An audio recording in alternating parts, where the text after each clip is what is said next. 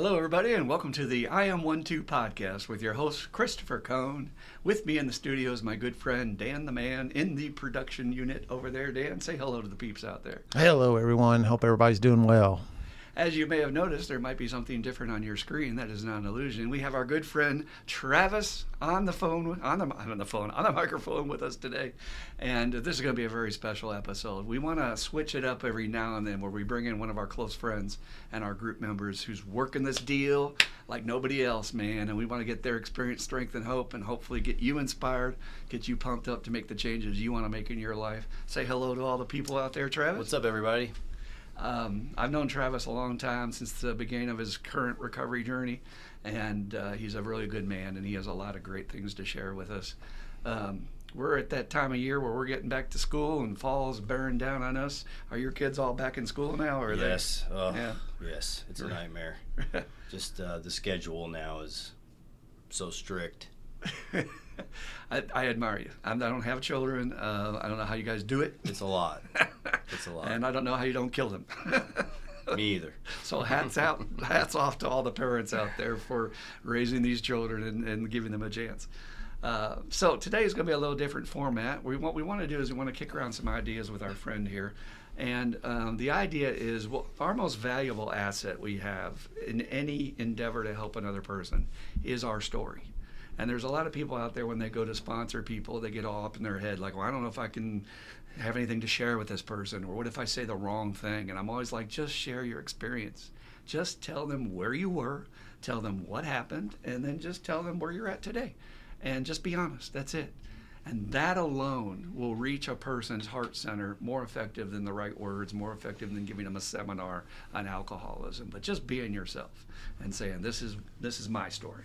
So we're very fortunate to have Travis in here to tell us a little bit about his experience with alcohol and drugs, where it took him, how low he went. This man has a story that is just hair-raising, and luckily not everybody has to go this low, and he survived.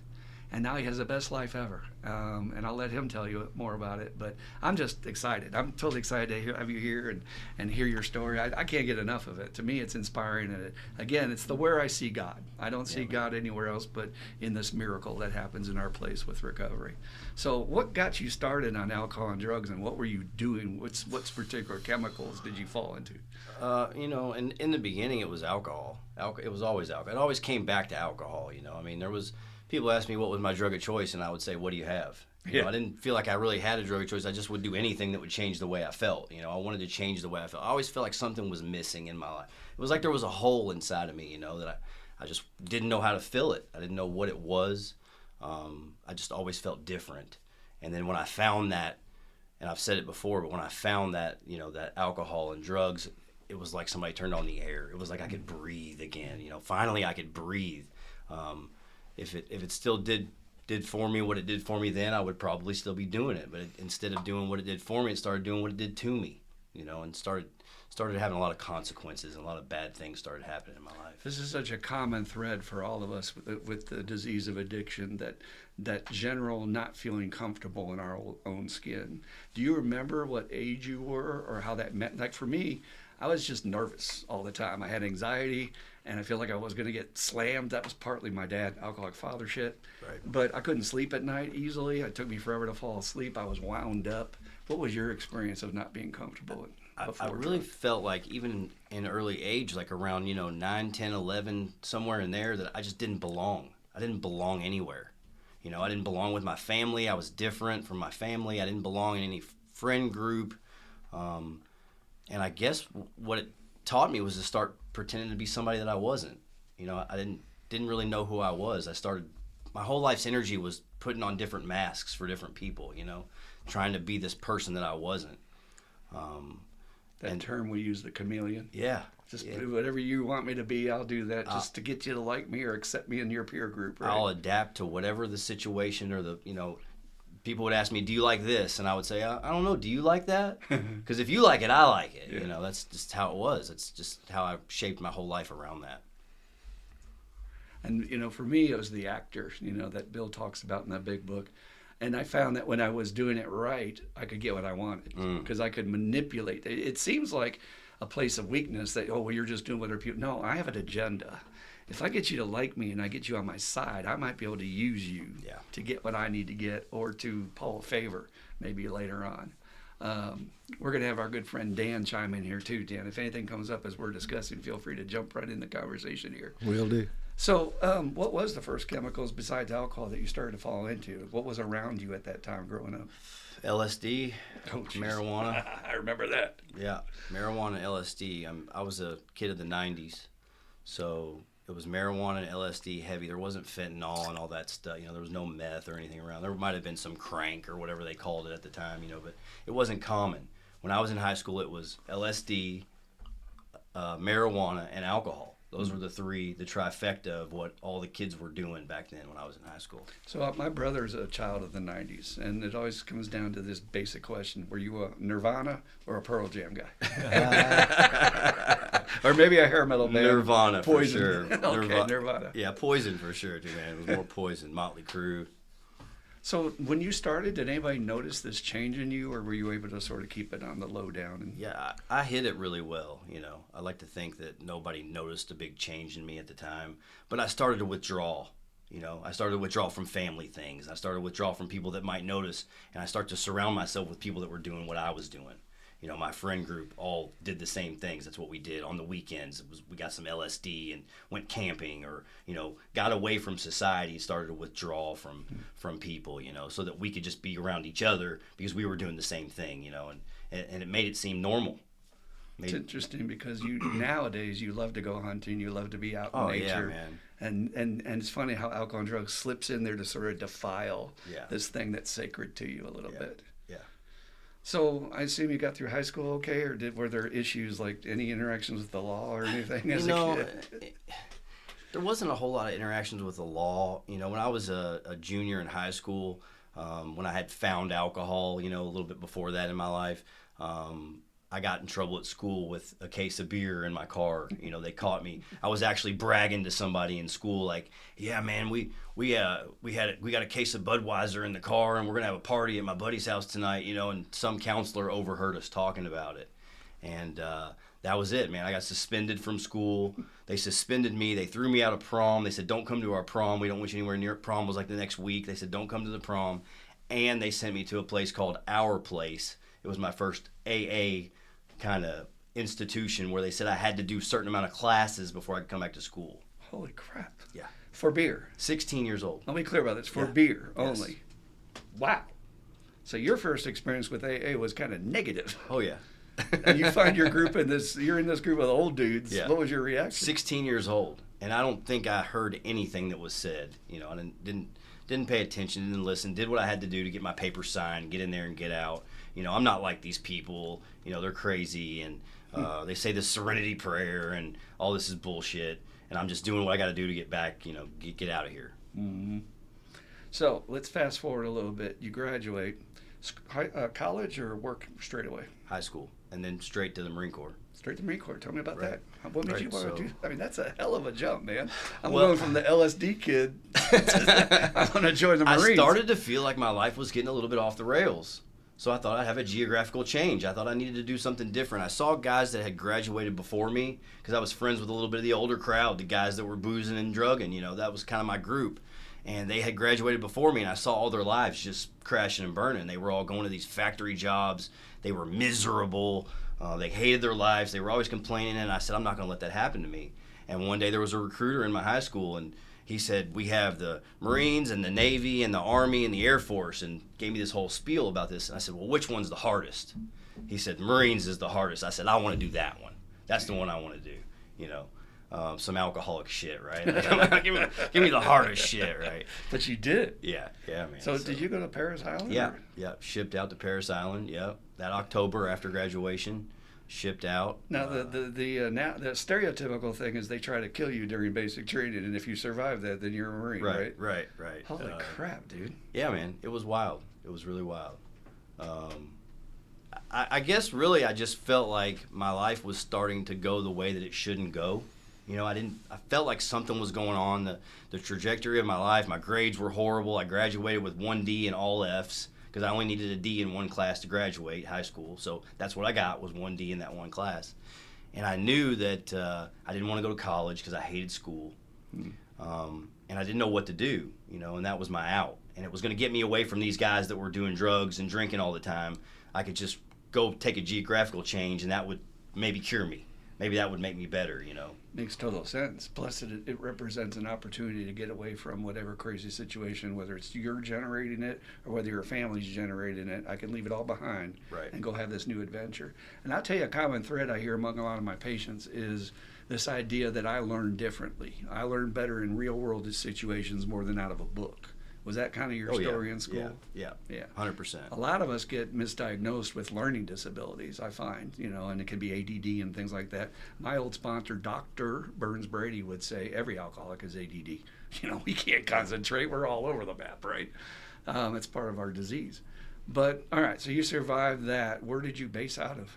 So I was at Parris Island first, and then they sent me to Quantico, Virginia. Holy shit. To where the FBI Academy is. It's the Marine Corps' main base there in Quantico. It's their officer candidate school training is there. I wasn't an officer, but that was where the training was for the school that I had selected to go into as a military occupational specialist. All right, so man, my hat's off to you, man. You did a lot as a young guy compared to a lot of us.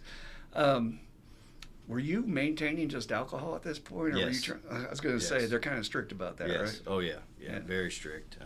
But the culture of drinking is throughout the military. Right? Oh, there was always bottles in all the barracks. I mean, everybody was at 18 years old. At 18 and just the drinking was another level that I hadn't experienced. But it was one of those things. It was like we work hard, we play hard. It was kind of again, it became the norm. That was just normal. And at 18 years old, you could drink all night and get up and be at muster at 6 a.m. and run a 3-mile run. And you could do all those things at 18 years old, so there's no problems here. I'm doing what I'm supposed to be doing, and I'm getting wasted every night with a bunch of guys. The soldiers I've worked with told me it was not only tolerated, but it was a joke. So you'd be doing your jumping jacks and then take a second to puke and then go right back. It's just part of the deal. Right. All right. So when did the harder drugs come into your life? Because I know that's what sent your life into a tailspin. Yeah. I was actually stationed in San Diego at 20 years old. And in San Diego, there was a lot of guys in the Marine Corps that would get out of the Marine Corps and stay there because it was cooler in San Diego than going back to wherever they were from in Wisconsin or wherever it was. Well, those guys that got out, they started doing drugs. They started getting involved in the drug scene in San Diego, and I would go out on the weekends and run with those guys that weren't in the Marine Corps. And then I would be freaking out because I did something that I shouldn't have been doing, and praying that I didn't get a drug test when I came back in the next day, just praying, because I could have been dishonorably discharged right there on the spot. I would have been gone, Very tough line to thread Oh. there. So the meth, ice back then wasn't quite meth there. Right. And then also, that's right on the timeline where the synthetic opioid pills were epidemic, right? Yeah. Oxycontin, all that stuff coming out. Yeah. Which one hit you the most that you said, all right, this one I'm afraid of because I like it too much? As far as opiates, Or whatever anything? other drug you did besides alcohol, which one? Molly. Really? Yeah. I didn't know that about you. Oh yeah. You were Yeah. a raver? Did you go to raves? In San Diego. Yeah. I mean, look, the guys I that never would have imagined that were getting out of the Marines out there, guess what? They were going to strip clubs and hanging out with strippers. And what did all the strippers do? They went and did Molly and went to raves on the weekend. So guess what I did? Went with them everywhere they went all the time. I see pictures of you with Paul Oakenfeld out in the Oh. San Diego desert. I was at 100% all in, man. We were San Bernardino Mountains, going to outdoor raves and doing all kinds of crazy shit. And then being there at 6 o'clock in the morning on Monday and going for a 3-mile run and doing it all over again. My boss is a drummer, and he makes fun of that electronic. He goes, boots and pants, boots and pants. And I do too now, but... All right, so where's that corner? We all have that corner we turn, and I liken it to the honeymoon period where everything, I might have a few problems, but it's not bad. Right. But now I'm going to question myself. Something hits me that's going to make me go, is this turning into a problem? Yeah. What hit you? At what point did you say to yourself, am I becoming an addict? At that time or ever? Yeah, just ever in your timeline. I mean, there's so many things that, that I lost along the way, jobs and homes and family, and it was. So even way back then, it was already starting with the consequences. Oh yeah, it was starting with the consequences. But what I ended up doing is that I requested to go to Japan. I requested another geographical change. That's what I'm talking about. Because I was like, you know what, this is getting out of hand here in San Diego, and these guys are nuts, and I'm going to get caught, is what I thought for sure. I'm going to get in trouble, and I'm going to be dishonorably discharged. So I put in a request to go to a base in Japan, and if you ask to go to Japan, they're going to send you right now. They sent me on the spot. So I made another geographical change, thinking this is going to fix me, right? And where were you based at? It's called Iwakuni. Uh-huh. It's on mainland Japan. Oh, yeah.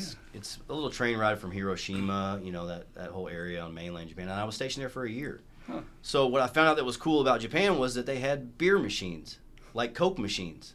And then the train and the subway stations, and there were beer machines everywhere, and it became the alcohol thing again. The alcohol just took over, and when I was in Japan, you can drink at any age. Mm. They didn't card you, or I was only 20, and I would get carded in San Diego, so I had to rely on other people for my booze or drugs. Well, when I went to Japan, it was just it turned into an alcoholic mess is what it turned into. It became an everyday thing. I started getting the shakes in the mornings. I became dependent on alcohol is what happened when I was in Japan. I'm hearing, though, a secondary juice here. Got the drugs and alcohol that we use to get that juice, make our insides feel better. But Right. man, you went through some adventures. Yeah. You got shipped here, you got shipped there, you went to Japan. That's exciting Yeah. to me. As a kid, man, you must have Yeah. been like, oh yeah. Yeah, it was awesome. On top of the world until, of course, the consequences start to hit. Right. So take me to that transition, though, that you ended up in your first treatment center, because I know you've been to many treatments. How many is it now? I want to say it's somewhere between 10 and 13, somewhere in there. That's a great record, man. I don't think many count. people I lost count. can put up to that kind of numbers. Bill Wilson apparently was in and out of Towns Hospital 29 times, is what I've been told by the experts that know. So we have a little ground to make up on Bill. But so, what was the first thing that sent you to a treatment center? What hit the fan? Well, I guess as I got out of the Marine Corps and grew up and got married and had kids and all those things, what happened is one thing would get really bad, the alcohol would get really bad, and I would get in fights with my wife, and my life would just go off the rails, and then I would change drugs. I would say, okay, I'm not going to drink anymore. I'm just going to use pills. And then the pills would get so bad, I'd go, okay, well then I'm just going to use cocaine. I'm not going to use pills anymore. And then the cocaine got so bad, I found meth, and I'm just going to do meth now. And it just went over and over, progressed and progressed, and it got to be where it was meth and heroin every day. It got to be an everyday thing where I had to use meth, and I used it as an excuse so that I could go to work, because I had to get up to go to work. And then after work, I had to use heroin to come down from the meth. Mm-hmm. And it got so bad. There was a lot of things that happened, but I overdosed, and Narcan saved my life. I was given Narcan twice. My employer really is what happened. I worked for GE, General Electric. It's kind of a miracle that they had Narcan back then. That's kind of a newer thing that people have access to that. Well, this is down the line a little bit. This is probably 10 years ago. Still. Yeah. It wasn't until really the recent administrations that said we need to have funding to make sure the public has access to this. Yeah. So that's a miracle that you're still here. Yeah. And it's a miracle that I even took the Narcan, because my mother-in-law brought it to my house because she saw that she saw what was going on. You think nobody knows. I think they don't know what's going on. And we're so slick. She brings it to my house, and I laughed in her face. I laughed. Why would you bring that to my house? We don't need that here. Why would you bring that here? And my wife is a nurse, and she ended up just taking the Narcan from my mother-in-law and put it in the closet in the bathroom. And I think it was maybe a week later, I was dead on the floor in the bathroom. Jeez. And my wife came in, and she administered the first Narcan, and it didn't even do anything to me. It didn't even faze me. And she administered the second Narcan, and she said she was going to give it 30 more seconds before she called 911. And I came out of it and just vomited all over the bathroom floor. I was sick, and so that happened. And what happened was that my employer, who was General Electric, they started to notice some things about me at work. I was nodding out at work. Things were happening to me at work that weren't normal. They said that they were gonna let me go. Because I was in a union. I was getting rumors from other guys in the union that they were saying they were going to fire me. That takes a lot. It's hard to get a guy in a union. Oh, So yeah. they had evidence on you. Oh, yeah. Big time. And so the union steward there at GE told me that there's one way that I can not get fired, and that was to go to treatment. And painted into a corner. Yeah. That's the best way to get sober. I got no other options, man. I got to go. Yep. So you go. Was it here in town or in Florida? One of those The ones. first treatment that I went to when they sent me to treatment was the Brook. Yeah. That was the very first time that I'd ever been to treatment. Was it the first time? It was the first time I'd ever been to treatment. First time and last time? No. Do I get that honor? Yes, first time and last time. You're That's right. what I'm talking about. You're right. You're right. The So first maybe and I the planted last the of the 13. Yeah. It was the first. And I never thought about that. but it Planted the was. seed and then nailed Yep, it. Then closed the deal. Yep. One of your stories, though, that I think is so impactful. I mean, every time I hear you tell it, I just get cringes.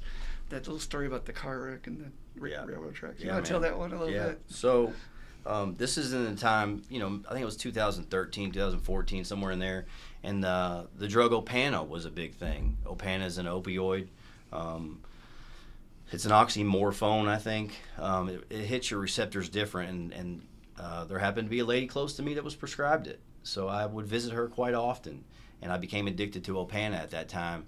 And I was actually in a work vehicle provided by my employer at the time, and I came to some train tracks, in Georgetown, Indiana, where I live, and I was sitting there at the train tracks, and the arms came down, and I thought, man, I'm gonna beat this train. I'm gonna get across here before this train gets here. And I didn't even never see the train. I never heard of. I don't know if I was just that high, wasn't paying attention close enough. So I went around the arm. Crossed. There's two sets of tracks, and I crossed over the first set. And as soon as I got to the second set of tracks, that train hit me, full speed, going 38 miles an hour, and it lifted the truck up in the air and spun it like a helicopter off the tracks. And they said that if the train would have took me with the train, if I would have rolled with the train, that it would have killed me. No questions asked. I think they said there's like a 10% people live from that kind of crash. Anyways, what happened with me, but it knocked me out. My face hit the steering wheel so hard that it broke my teeth. It broke my teeth like this direction here. That's still missing this one. But it broke my teeth. It knocked me out. It knocked the shoes off my feet. It hit me so hard. Shit, that is a hard hit. When I came to, because there was no airbag in the company vehicle that I was in, there was no airbag. I broke the steering wheel with my face. And when I came to, my shoes were knocked off my feet. I didn't know where my shoes were. I didn't know where I was at, but all the windows were busted out. And there was a train that was going by, a foot away from the driver window from my head right here, and sparks were going everywhere, and the train conductor was trying to quit, and he's trying to stop the train, and they said it took him a mile and a half to stop the train after he hit me, and you're feeling that rush of wind with as it's going past you through the window. First thing I tried to do was start it up to get out of here. First thing I did. First thing when I woke up, I was like, I got to start this thing and get out of here. I'm half dead. Right. I'm unconscious, but I know I don't want to get caught. Right. That is a primal instinct we have. Yeah. Second thought was when it wouldn't start and I couldn't go anywhere, that I got out of the vehicle and went and hid the drugs that I had in the rocks on the side of the train track so I could come back and get them later. Slick. I like that. So it wasn't probably 20 minutes or less before the police were there. They tried to call me an ambulance. I said I didn't want an ambulance. It actually really felt like, if I could describe the feeling of getting hit by a train, it would be like somebody took a swing at me with a baseball bat and hit me in the head as hard as they could. The whole side of my face was swelled up where I'd hit the steering wheel. My eye was swollen shut. My teeth were broken out. And you're resisting going to the hospital. Right. And you could pull my eyelid back, and all the white was just blood of my eye. They wanted me to go to the hospital. I wouldn't go to the hospital. I ended up calling a friend to come pick me up, come and get me. Yeah, man, it was important for me to get the hell out of there. Two things you did right, according to the addict playbook, which tells me you're a professional. A, I ain't getting caught, so I got to get the hell out of there. Maintain the supply. Let's hide it away together. That's going to be my question of when did you go back and get it? Yeah, there you go. The next day. The next day. Guarantee the next day. Was the car still there? Was there a wrecker? No, they had a wrecker tow it. But the arm on the opposite side of the road from where I came was broken, and the pole that held the arm was completely bent over. So there was like a crew there that was working on all that. And the reason I know the train was going 38 miles an hour is because the Norfolk Southern is the train that hit me. They showed up at my work, guys in suits with briefcases, showed up at my work. Like FBI.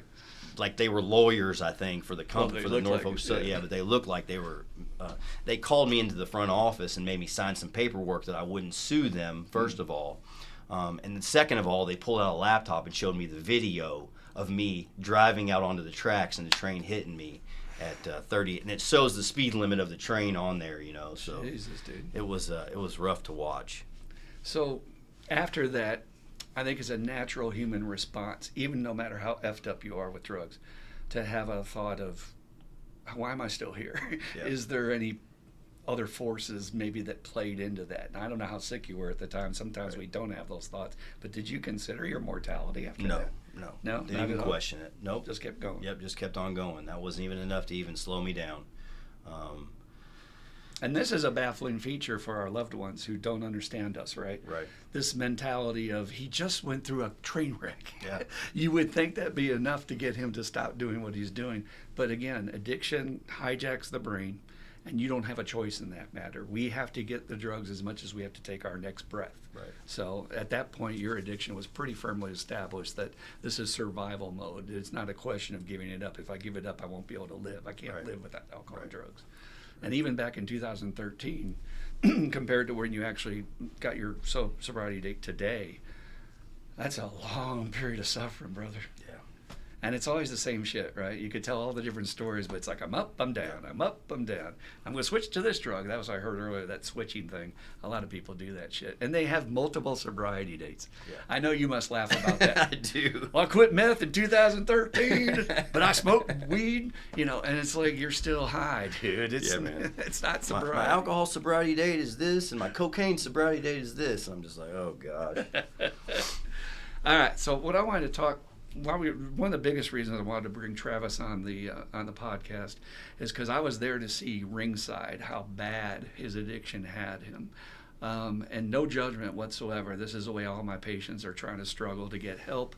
You can tell they generally want to get a better life, but the disease has them. That's all there is to it. So poor Travis, he's in the parking lot before group, shooting up and trying to make it in. Some days he would make it in. Sometimes he didn't make it in. He'd pass out the car.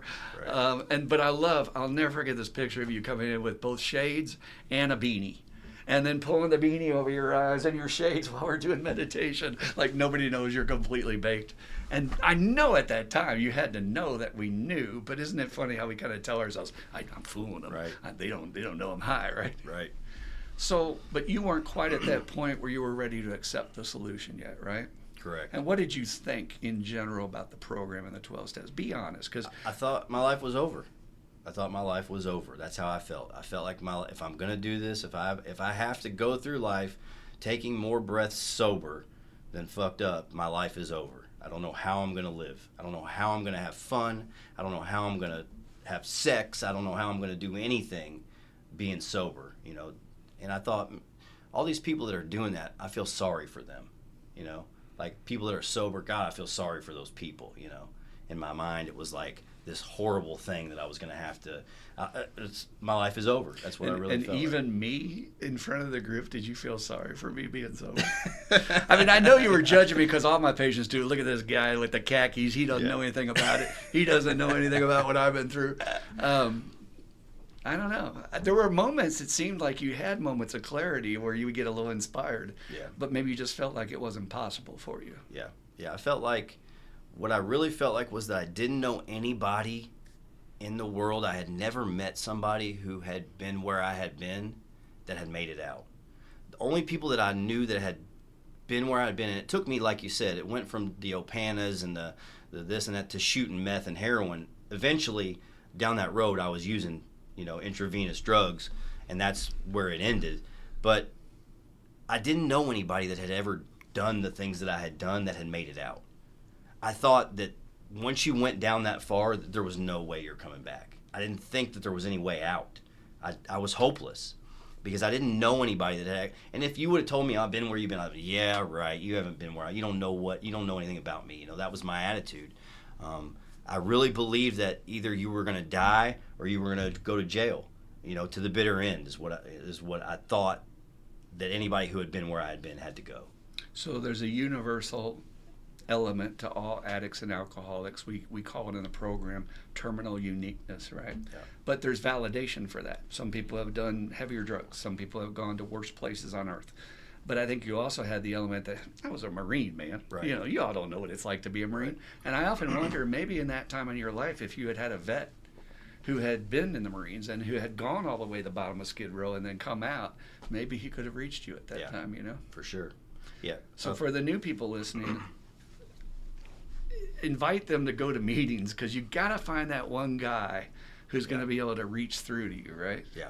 I think, too, and I'll say this about the military really fast, is that when you're in the military or you were in the military as a veteran, you served a greater purpose, right? And to do that at 18 years old, 19 years old, 20 years old, 21 years old, in your early 20s, and then to get out, like they have a thing called separations platoon that you go into for a month or two when you leave the military, so that you can get adjusted to what it's going to be like when you go back into the real world. Because you go from having a greater purpose, you know, to coming out and it's like everybody's for themselves. It's like one, you know, I'm the purpose in the real civilian world. You lose that sense of having a greater purpose, and that realization of that when you come out, it's just almost too much to handle for a 22 or 23-year-old kid, you know, that, okay, this is all life has to offer me. There's nothing out there that's going to give me purpose. When I was working with the soldiers, the phrase they would use was, "What's my mission?" Yeah. Because every morning they would wake up, if they were overseas, and they'd be like, all right, we're given orders. We're told exactly what we're doing that day. We're going out, we're patrolling the fob, whatever we're doing. And it's exciting. You know, you never know what's going to happen. Kind of like cops have every day. You know, watch that show Cops. Almost everyone says the same thing when they do that little opener before they pull somebody over. They say, oh, I get this job and it's great. I'm out here. And there's something different every day. You never know what you're going to get. And I think that is so hard for people. And would encourage any vets out there, please seek.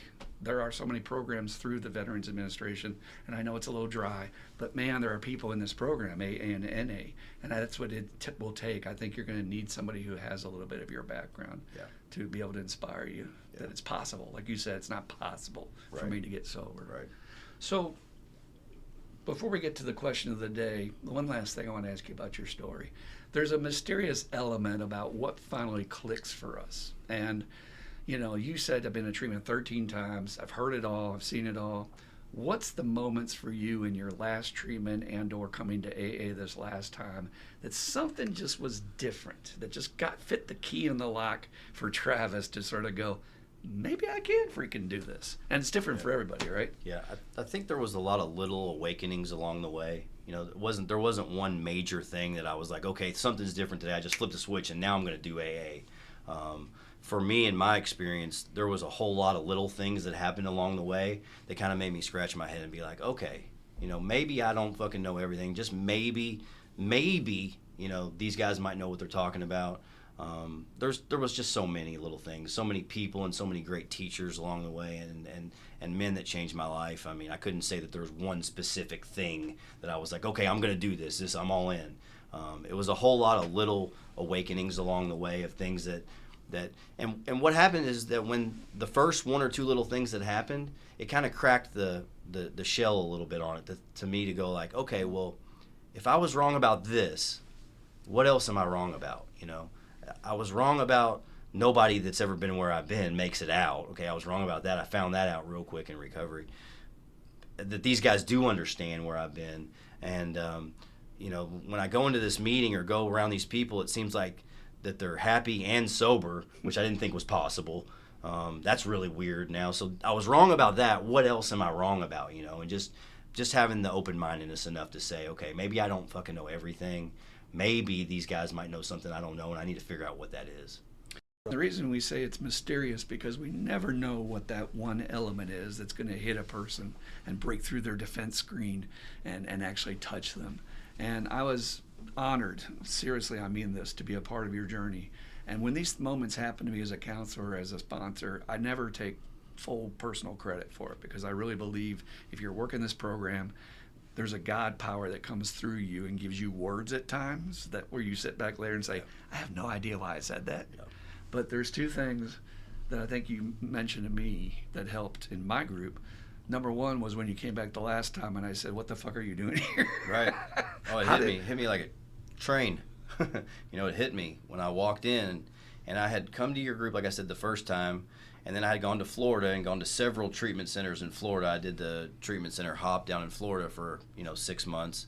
Then I came back, and when I walked into your group, it was the third time actually I'd walked into your treatment center there. And as soon as I walked in, the first thing he did was look at me and say, "What the fuck are you doing here?" And it wasn't a joke. You weren't laughing. It was, "What the fuck are you doing here? You should be helping somebody. It's not about you." And it kind of it was like you just reached right into my soul and just, said, "Hey, you selfish asshole. What are you doing? Why are you even here? Don't waste my time." And it really shook me up, man. It really made me think. Those are the little things I'm talking about that were like little awakenings for me.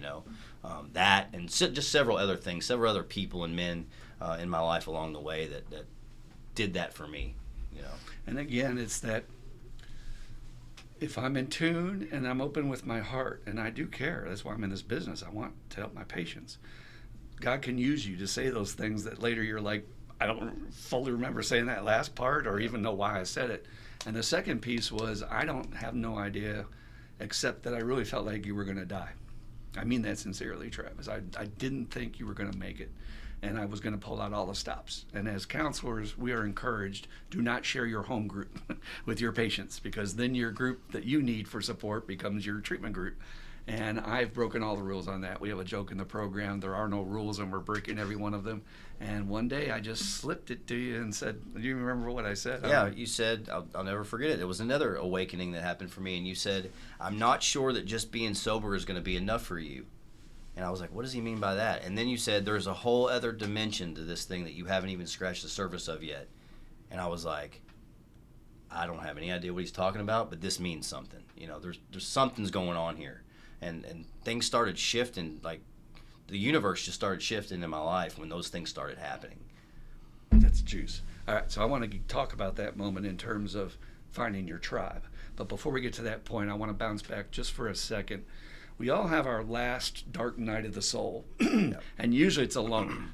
Alcoholics die alone. Statistically, most of us are going to be alone when we die, and also statistically, we're going to be taken out by our own hand. Either we shoot ourselves, stab ourselves, or overdose. Where was that alone bottom moment for you at the very end before you actually got help the last time? So eventually, drugs and alcohol took me to a place where everyone that I thought cared about me left me, but it wasn't that everyone that cared about me left me. They couldn't watch me kill myself anymore. They couldn't watch what I was doing to myself. They couldn't watch me destroy my life. So my wife had left. My kids were gone. My mother-in-law actually took them in, and it was almost a relief, because now I can do whatever I want to do, But I wanted to be mad at her about that, that she took my kids from me. So I say my kids were taken away from me, and that never happened. My kids weren't taken away from me. She took them in because I couldn't take care of them. My wife was gone. That job I had at GE, they had asked me to not come back ever again because after they sent me to Florida, I came back and couldn't stay sober. And they knew it. They could see it all over me, And so I was home. In my house was all I had left. I had a home that I didn't own it. I was paying on it, but I couldn't pay the bills, couldn't make the payments. I couldn't even keep the electric on. I had crawled through the neighbor's yard with an extension cord and plugged it into their outside outlet to run back to my house to try to have a lighter. And then the neighbor found out about it, and did exactly what he should have done, told me to stay the hell off of his yard. I don't mean to laugh, man. I have a picture in my head of you doing a full military crawl. Oh, I was. Like Bill Murray in Caddyshack, right. trying to drop the bomb in the squirrel hole. With the extension cord in my mouth, low crawling through the grass of the backyard, looking around. No camo, though. You didn't Right. camo No. But I waited till nighttime, so it'd be dark. And this is a night ops, man. Yeah, man. But eventually, the neighbor saw it. And, you gotta laugh at our shit. Yeah, man. We're man. funny people, man. Now I can laugh at it. At the time, it was so friggin' funny, that part of the book where it says we know loneliness like so few do, And at that point, my family was gone. My birthday had passed. Nobody had called me. My parents hadn't even called to tell me happy birthday. My kids hadn't even called to say happy birthday to me. I didn't get a phone call on my birthday. I was in jail a little bit before that, and I didn't have anybody to call. I didn't have anybody left to call anymore, And I was at my house. The only thing that I thought I had left was a home with no electricity, barricaded in a room in the basement because it was January and it was freezing cold outside. And I had this little generator that I borrowed from another crackhead friend that I sat out on the back porch that had like a gallon or two of gas that you could run in it. And I would put that one cord into that room and have a light every night until that generator went off. And when the generator went off, it was just pitch black. And it was cold. I didn't have any heat or electricity in my house. During that time, the police had come to my house and put a foreclosure sign on my door to my house. My home was getting foreclosed on. Everything was gone. My family was gone. Everything that mattered to me and that I cared about in my life was taken away from me. I had lost everything that mattered.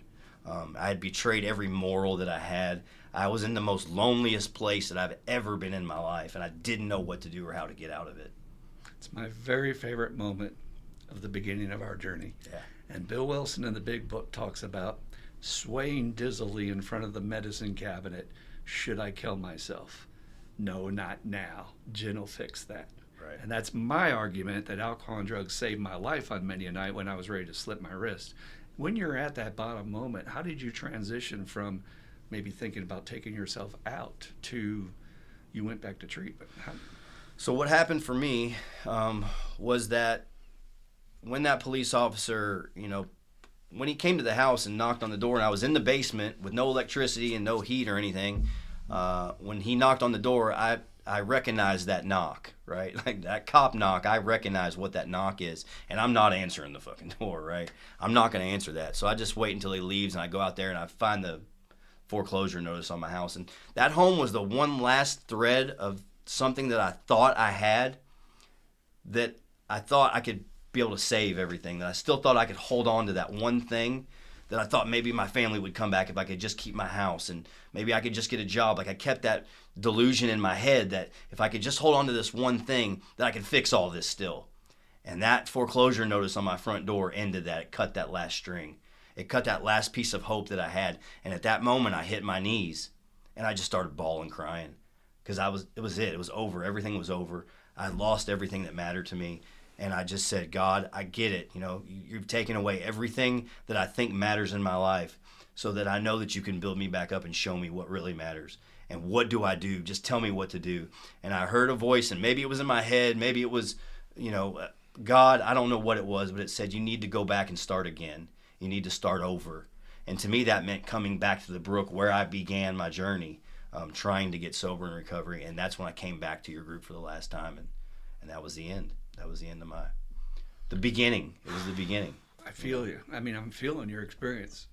I recollect this moment that my ego has been so anti admitting there's a power greater than me, that there's any God, that I'm all alone and there's nothing means nothing. But I get driven to this place of desperation, and everybody has that one line. And for me, it was homelessness. I was not willing to be the homeless guy. I'm not willing to be the prison guy. Those are my two lines. My hat's off to anybody that's had to go through that. And then you do find yourself praying, and it's the weirdest thing, because you're like, I'm not that guy. What am I doing? Yeah. Am I talking to myself? Maybe I'm schizophrenic. No, man, it's desperation, right? Desperation. Yeah. So talk to me about that moment. Let's bounce back now to going to the first meeting of your guys. Because Travis, and I think we can help a lot of military friends out there, that sense of community and unit. You have your bond, you have your tribe. You'd been looking for that your whole life since you left the military. Right. I'll let you talk about that. So, yeah, and you brought it up, that last time that I came into treatment and you handed me that piece of paper that said, I think you need to try this meeting, and there's a whole nother dimension to this thing you haven't scratched the surface of yet. When I went into that meeting, I was recommended to share about where I was at and what was going on, and I was in a place where I didn't know who I was, and full of just ego and fear and just full of all these things. And I got up and I said, I'm stubborn, and the tough guy mask came out. I'm stubborn, and I'm a Marine, and I don't like people telling me what to do, and I need help. And that's all it took. All it took was for me to say that I need help. And I think that's the hardest thing to do, especially for a veteran, to say you need help from a civilian. I need a civilian's help because I can't do this on my own. And I think they die. I think some of them die out there because they can't bring themselves to lower their ego enough, to humble themselves enough to say, I don't know what I'm doing and I need somebody's help that knows how to do this. And I said, I don't know what I'm doing. I need help. And when that meeting was over, I was surrounded. I can't explain it. I can't explain the feeling of the men that surrounded me. It was love, They surrounded me. And what I found out was that these men did understand me, that they had been where I had been, that they understood what I felt like, what I was going through, that they were properly armed with the facts about themselves, and that they knew a way out. They knew a way out of that dark place that I was in. And all I had to do was follow them. That's all I had to do, was lay down my ego and my pride and have enough humility to know that these guys were telling me things because they cared about me, not because they were trying to be dicks or they were trying to tell me what to do, that they cared. They actually cared. It was the first time that I felt that, And I had gone to AA meetings. I had gone, to treatment in Florida and this and that. But I had never really felt that, that sense of community, that sense of unity, that sense of love and compassion from other men before. My heart swells with joy because when we started that group, I had one and only one priority I wanted for us to maintain, to always be welcoming and open and loving to the newcomer, because the meeting we had left, they were yelling at newcomers and they were judgmental of newcomers. And I was like, whoa, we are in the wrong group. And every time I hear those stories about Spiritual Underground, and I'll hear them from my patients on the regular, they'll say, the one thing I got was they all care. That these guys genuinely fucking care about each other. Yeah. The one guy said the other day, I think it was one of our veterans that's new, he said the phrase, what I heard was, because I wasn't there, I was seeing Buddy Guy that night, he said, men asking other men for help. And that impressed the shit out of him because he'd never seen that before. Not even at any other meetings. Yeah. Just genuinely getting up and saying, I've got a real situation and I need your prayers. I need your help. And the minute that you did that, that unlocks the key. The key that unlocks the door to the group just engulfing you and surrounding you in this giant hug. And everybody's tripping over themselves to say, let me be your sponsor. And there you go. From there on out. Yeah. That was it. That was the key. Miracle moment, man. Miracle moment. And again, everything that was part of your story up till that point was a necessary piece. You can't get it just from one experience. It's got to be the whole story. So one of the reasons I really wanted to have Travis on the podcast, because I want this to be of best use for anybody new to get in the door. We have these crazy preconceptions about what recovery is. And Dan says he's going to write a book about all these ideas. Well, it won't work for me, or I'm never going to have fun again. Or what do you mean I'm not going to be able to have a glass of champagne at my daughter's wedding? I'm going to be such a boring person. And I know you had a lot of preconceptions about, you guys, this isn't the life I want. And then you do it, you do the work, you come in here, and you come to find out it's exactly what you were looking for, which ultimately for us is that sense of connection, that sense of being a part of a tribe, a group, that love. Most often we didn't get in our childhood. I tell my patients all the time, you may have had a perfect parents, but they did not give it to you in the way your alcoholic self needed it. There's that hole inside. So how did that get filled for you? What were your preconceptions versus all that being thrown out the window and saying, holy, I'm having the best life I've ever had. Why didn't I do this earlier? Which is the common words we hear out of everybody. And I think everybody's journey is their journey, and I try not to say, why didn't this happen earlier, but I'm just glad that it happened now. I had so many preconceived ideas, and I look back at it, and how many things along the path or along my journey have I been like, I don't like that, or I hate that, or before I got sober, I was like, well, I hate this thing, and then come to find out when I get sober that I don't even know if I like that or not, or maybe some things that I thought that I didn't like, I actually do like, because I think I forgot who I was, I've lost myself somewhere in all that mess, and what happened is that I got to come into recovery and to find myself. I got to find out who I really am, and by doing that. I get to go experience all the things that I've always wanted to do. There's so many dreams that I had that got put on the back burner, or that just got disregarded for drugs and alcohol. There's so many things that I had planned to do with my life, or today, just the guys getting together and going to dinner, or we have retreats, or we have fun, man. Like we'll be laughing at a restaurant, and the waitress will come over and bring us all waters, and she'll be scratching her head like, what's going on here? You guys are having more fun than anybody else in here, and you're not drinking? Like, I don't get it. What's going on, My life has become better than I ever could have imagined it could be. And that's the truth. And how did the group, though, feel that sense of tribe? Because we have a unique situation, I feel like. We talk about, now look, other groups have this. I'm not saying we're unique, but I'm saying that I very much value the fact that we just don't meet on Tuesday nights and then say goodbye for the rest of the week. We are interconnected. If there's anything going on with anybody, right, a little seismic thing goes through the line, and everybody is like there to help you. Right. We're in touch with each other. Right. Did that work for you to help fulfill that sense of purpose that you had in the military? And I think that for me, because a lot of people say, what do you want to get out of this? And they say, I want to be happy. Well, for me, happiness is fleeting. It's not consistent. It's not something that's lasting. But what recovery in the 12 steps has given me is purpose and meaning. And that is lasting for me. These men have taught me things, and they've shown me the way, and they've shown me a better way to live and how to live. I didn't even know how to be a man when I got here. I especially didn't know how to be a good man, And I've had such great teachers like Dan and you and so many other great men in my life through this group that have filled that void of me not trusting men, or me not believing in somebody, or and not by their words, but by their actions, not just talking the talk, but by walking the walk. And me seeing how these guys, them emulating what it means to be a good man, what it means to be an honest man, that's what I need. I needed to see another man not just talking about it, but I needed to see another man doing those things. And for us, a lot of times as males, it's fulfilling that father role figure of somebody we can look up to that has what we want and walks the walk, as you said, so they're demonstrating that they're not just full of crap.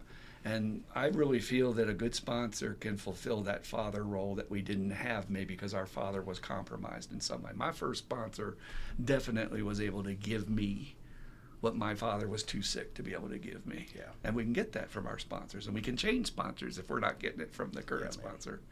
So, Dan, I wanted to ask you, because you were there that night when Travis came in, and you weren't there that night, really? Yeah, by some freak chance, I was missing. I don't know. Do you remember when it was? Mankind, maybe? Might have been when I was doing the Mankind thing. I feel but like it was. My sponsee, Mike, called me up and said, "Hey, I think I found a new sponsee," and that turned out to be Travis. I had not met him yet. So when do you remember seeing Travis? Well, the next week. And was there anything that jumped out about anything he said, or? Because he's got a pretty magnetic personality. It's hard to ignore Travis when he's in the room. I'll just say that much. I found him to be a little bit abrasive in the beginning, personally. It's pretty common. And I didn't really. I think that was a compliment. Mm-hmm. There's a piece of it, and I'll just speak frankly like I do, that I didn't see the humbleness that you usually see in somebody that's ready and receptive. I didn't get to know him until Jesse. I really didn't know much about him. I'd hear from Mike, because he would be talking to me about sponsoring this guy and what I do next, and he's got this going on and all that. But then our rest in peace Jesse had a retreat down at his place on Rough River. I don't remember what it is, a Rough River, right? And then that was a weekend when we actually spent time together for the weekend. And that was the first time that I got to know Travis. And by this time he had been doing the work, and was already seeing a little some changes. And one thing I can remember him saying was that basically I always say, you pushed all your chips to the middle of the table, and he was expressing that that he felt like this was his last chance. that this, if I don't get it now, I'm not going to get it. But and then at that weekend, I saw that receptiveness and the humility and the various elements that you like to see in a guy that's looking to get better.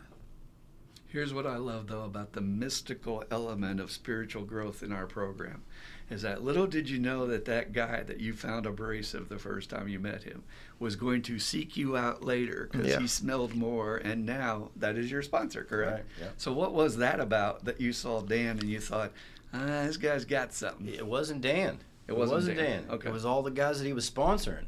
I saw, all the guys that he sponsored, Chase and Vlad and Charlie and all those guys that I was like, man, these guys got something I don't got. And I'm not getting what they're getting. I don't understand why. And that's what made me seek Dan out. And I remember I called Dan and talked to him about it. And he said, well, I can temporary sponsor you if you want me to until you find another sponsor. And I said, no, I don't think so. I don't need a temporary sponsor. I want you to sponsor me.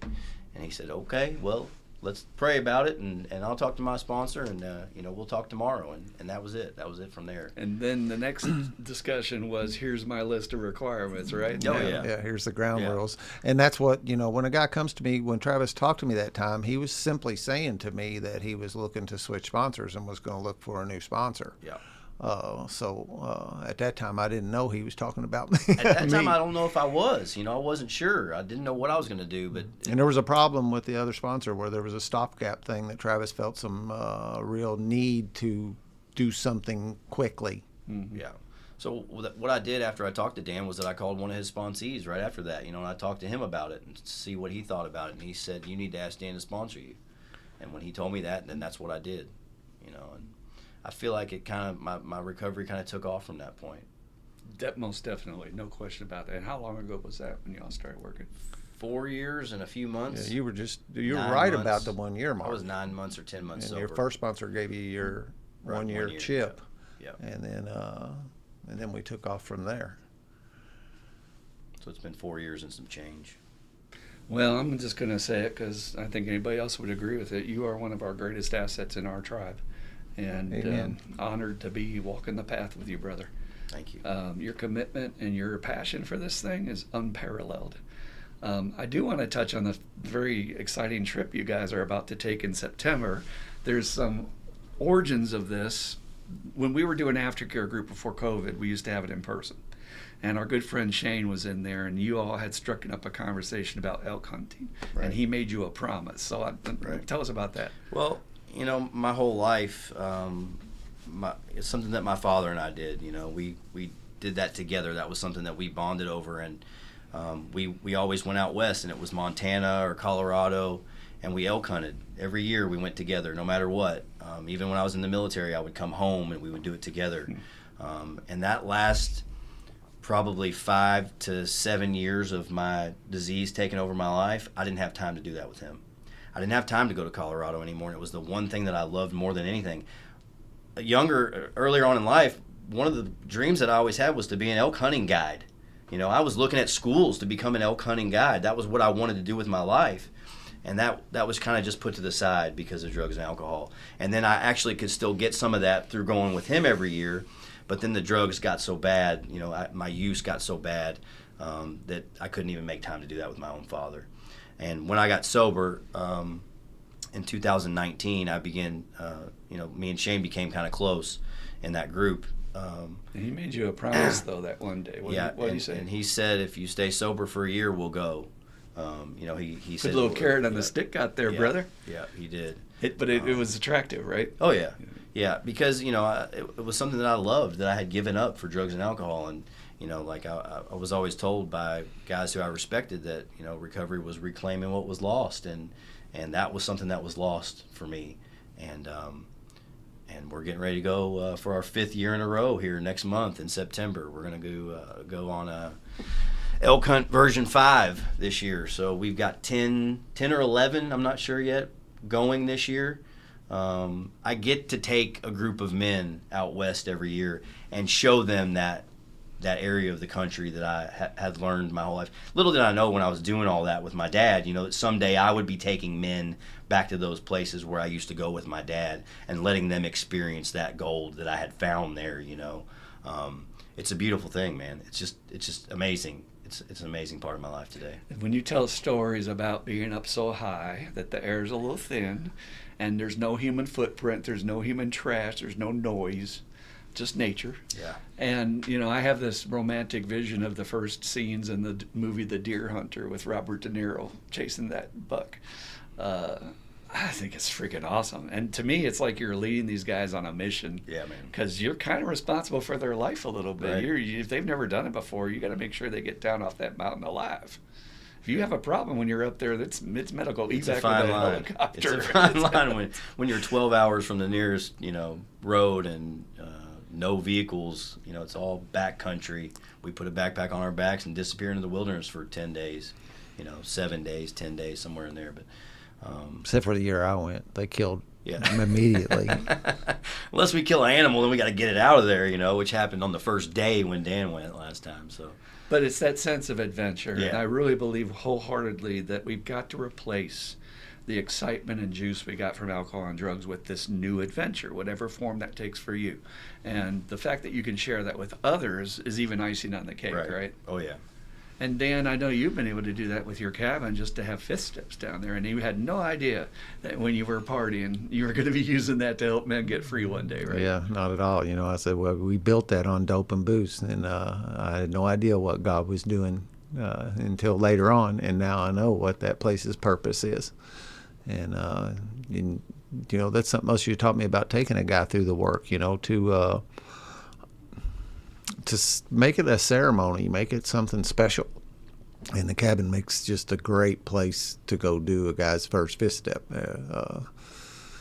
And also the retreats down there, and I'm going to circle back around to what we're talking about too, is this thing where we're not just meeting on Tuesday nights. When we're not just going out to dinner, we do that sometimes, but we go out on adventures with one another, and I think the retreat is somewhat of an adventure together, not necessarily to the same magnitude, but a similar kind of thing as what we do when we go to Colorado. And Colorado is certainly an adventure, and some guys are not. Like this year, I'm not going to hike to the top of the mountain, but there's a piece of people who are staying at base camp, and it's growing. More and more people want to go every year, and we're out there living life together. And I kind of look at it. I sniff around the military and that thing. That connection that you see of guys who were in the military together have a certain connection. That's a bond that's you just don't see every day. And that's the closest thing I can compare to what we have, is that similar kind of bond among us.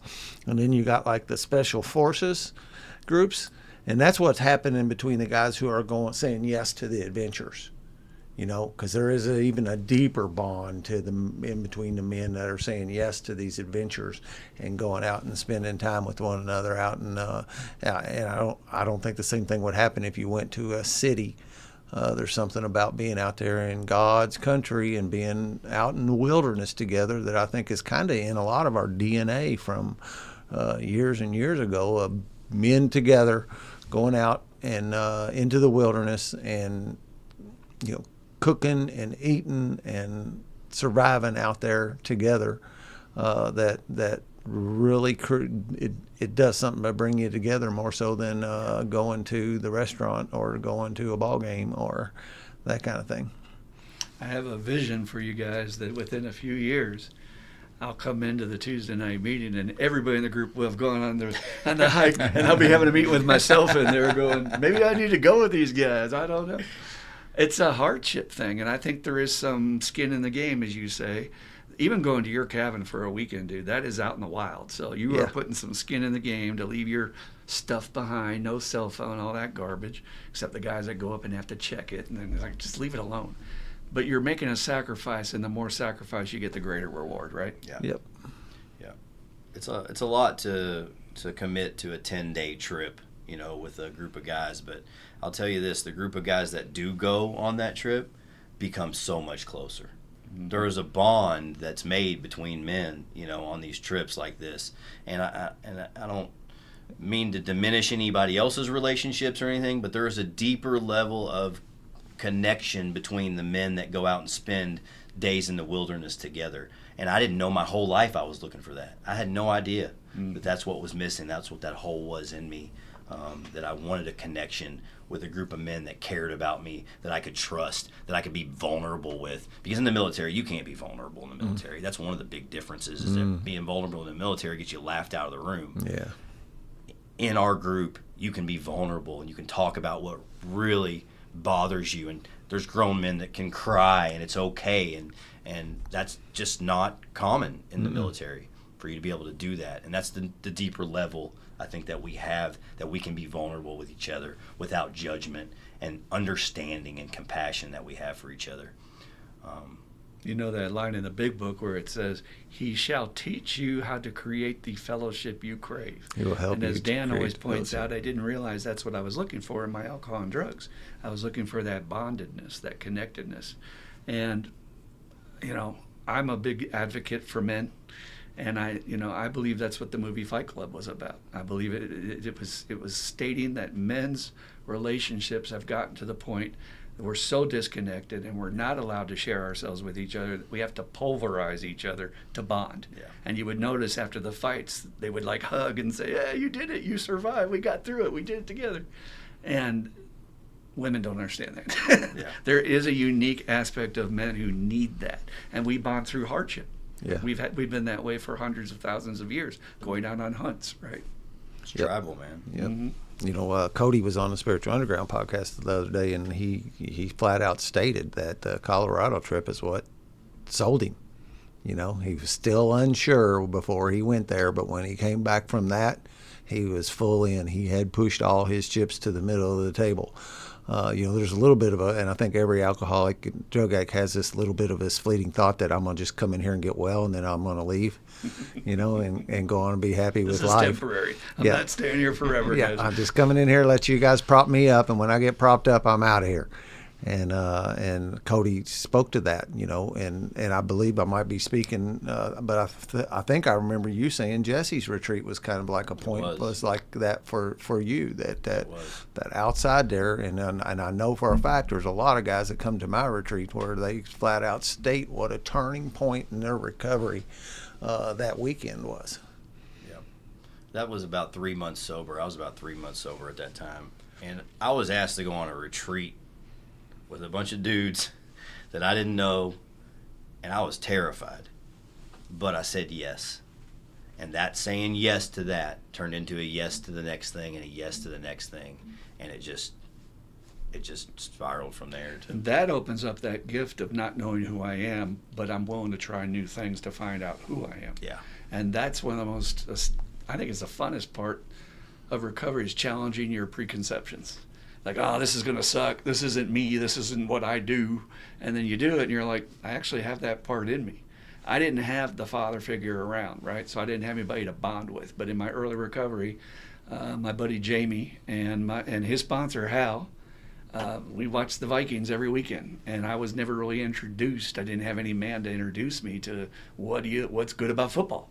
And being able to bond on that small level began that journey of learning, you can try new things when you thought you were one way your whole life, and you can now incorporate these new things in your life. And it just deepens you as a person. It just adds to your menu of who you are. So before we wrap it up today, one of the things I want to do is get Dan and Travis's perspective of what you would say to the newcomer to just give it a freaking chance. I know if I can get my guy in here, get him through his third step, get him going. After his fifth step, there's an element where you feel like you got him. Yeah. If it's a good fifth step, you feel like, all right, he's in, he's invested, he wants to do more. Now I just got to prop him up while he does his amends, because there is some faltering at that point. But what can we say to get these guys to just give it a freaking chance? What do you got to lose? Like, I know they say in the program, we'll give you back your misery, cheerfully refund it. But I want to get some different perspectives on that. What can we say to that? I think I try to put myself back in my own shoes in the beginning and try to remember how I felt. And I think that there was so much fear because I didn't know who I was. Fear of finding out who I really was. There was so much fear of, am I going to still want to be married? Am I still going to want to like my job? Am I still going to... There was a lot of fear, and there was comfort in just not knowing who I was because I didn't have to face any of that stuff. So, I don't know, man. Just if I was saying something to the newcomer, it would just be, I like what you always say in the book. You're like, you want a better car? You want a better relationship? I didn't think any of this stuff was possible. I didn't think any of it was possible for me. I thought I was different. But I'm here to say that I'm proof that you can be in that place that I was in and you can make it out. Today I have a beautiful relationship with my wife. I have the most amazing relationship with my kids. I have an amazing job, making more money than I've ever made in my life. I'm driving a brand new truck sitting outside. I don't have any financial insecurities. I know a new happiness and a new freedom. I can't explain it. This stuff works. It really does. It works. And I was a skeptic too. I would have told you that you're full of shit. I would have said, maybe it works for you guys, but there's no way that this is going to work for me. And I went on this journey, and my life is magically delicious. I say it all the time. My life is just magically delicious, man. It's amazing. My life is just amazing. So I wish I had had that picture, time travel, me and Doc, Back to the Future, and get that picture of you on a zip line or whatever in Ecuador and take that to your treatment center. This is you, bro. Yeah. This is your future, which you just got back from that trip. Yeah, man. It's astounding. It is hard to put words on it, but we're begging you. Just try it. You can always go back to using. Yeah. It's always available. You can always opt out. Don't ever quit forever. We quit just one day at a time, 1 minute at a time, right? Yep. And I say all the time, man, but, if this wasn't better, why am I still here? If my life has not got 10 million times better than it ever has been, why would I still be doing this? I wouldn't still be doing it if it wasn't better. I would go back to what I was doing before. Mm-hmm. The good dope is right here for you. It's in recovery. The good dope is seeing the lights come on in another man's eyes.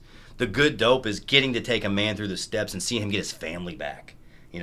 Seeing the lives change of the kids of the people that you help. That's where the good dope is, man. That's what fills my soul up and fills my cup today. I love it. Couldn't have said it any better. And we don't know that that's possible for us. We just have to give it a try. That's all it is. We've got a special weapon. And if I can get a guy into the spiritual underground, if I can get him in there on Tuesday night and have the demonstration that the men make just being themselves, if I can, I can talk, no words I say really is going to convince them. But if they'll come to a couple meetings and get to know a couple of the guys in the way we do, and I can say, you see Travis? Let me tell you about him. You see Vlad? Let me tell you about him. You see Shane? Let me tell you about him. And do that, and what happened for those guys can happen for you. And I use my own story too, and that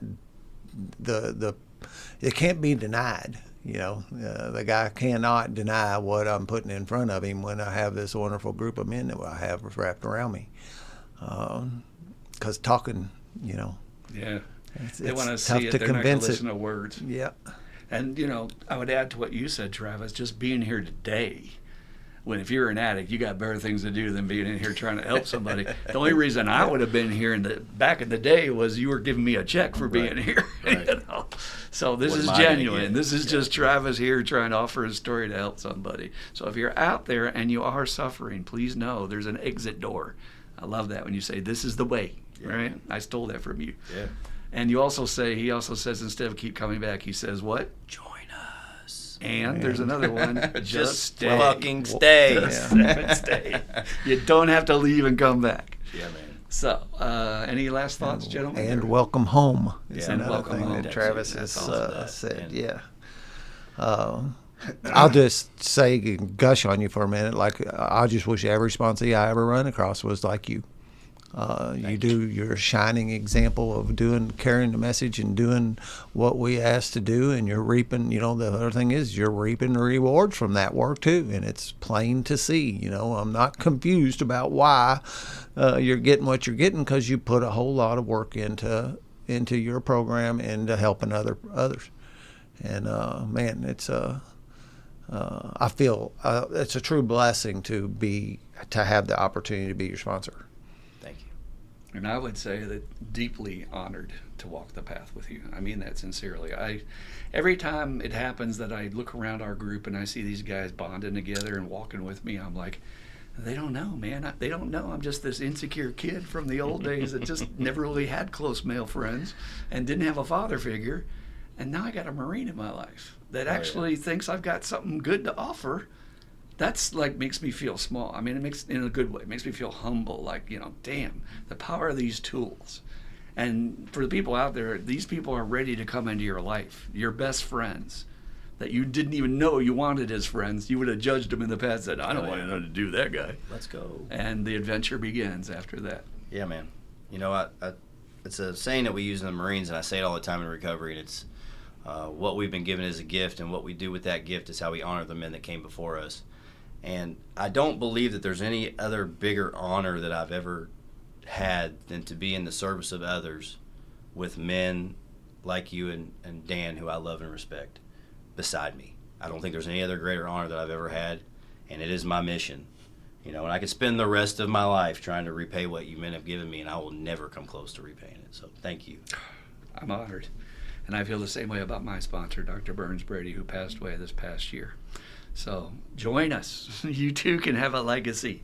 And when your tribe is built up around you, you've got a pretty good stable of folks. Yeah. That's nothing funner, nothing more exciting in life. So, all right. Well, we will wrap it up with that. We're not having any questions this week, but we do take your questions every week. So please send them to us at the iam12recovery@gmail.com. That's the 4 letters, iam12, and digits, and then the word recovery@gmail.com. And we will answer your questions on the next podcast. So please join us.